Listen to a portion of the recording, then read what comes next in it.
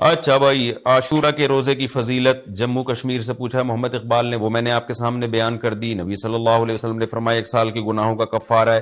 اچھا یہ بھی اسی میں پوچھتے ہیں کہ لوگ کہ 2 دن کے روزے ضروری ہیں یا 1 دن کا بھی روزہ رکھ سکتے ہیں؟ تو بعض علماء کی رائے یہ کہ اس زمانے میں ایک روزہ بھی جائز ہے، کیونکہ نبی صلی اللہ علیہ وسلم نے یہودیوں کی مشابہت کی وجہ سے حکم دیا تھا کہ 2 ملاؤ۔ اب یہودی یہ روزہ نہیں رکھتے، جو ہمیں جہاں تک نالج ہے، تو اب چونکہ وہ رکھتے ہی نہیں ہیں، لہذا اب ایک روزہ بھی اگر کوئی رکھ لے تو بھی ٹھیک ہے، 2 اچھا ہے، نہیں رکھا جاتا تو ایک بھی رکھ لے تو بھی امید ہے انشاءاللہ ثواب ملے گا۔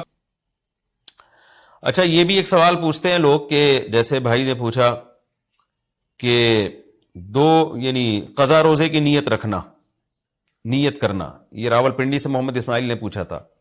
خوب سمجھ لیں، جن دنوں کا بھی کوئی فضیلت ہے نا روزہ رکھنے کی، جیسے پیر جمعرات کے روزے کی فضیلت ہے، ایام 20 کے روزے کی فضیلت ہے، اسی طرح 10 محرم کے روزے کی فضیلت ہے، اسی طرح 9 ذی الحجہ کے روزے کی فضیلت ہے، ان میں آپ قضا کی نیت نہیں کر سکتے۔ اگر قضا روزے کی نیت کی تو قضا روزے کا ثواب ملے گا، اس دن کے ثواب سے آپ محروم ہو جائیں گے۔ خوب سمجھ لیں، شوال کے 6 روزوں میں بھی ایسا ہی ہے۔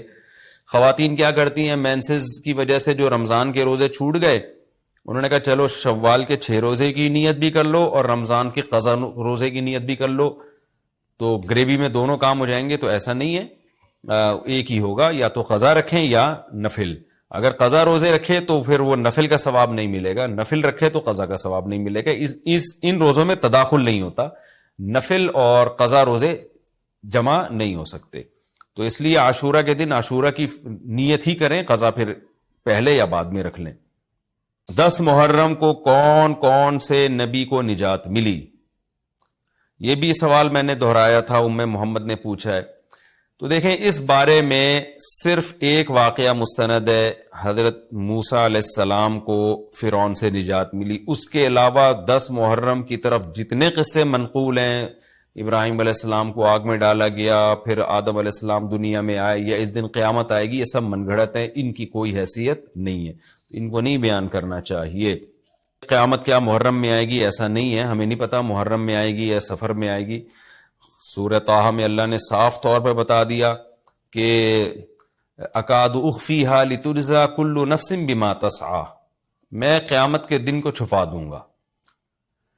اللہ نے کسی کو نہیں بتایا کس دن آئے گی، آئے گی تو اچانک آئے گی۔ اچانک وہی چیز ہوتی ہے جس کی ڈیٹ کا ہمیں علم نہیں ہوتا۔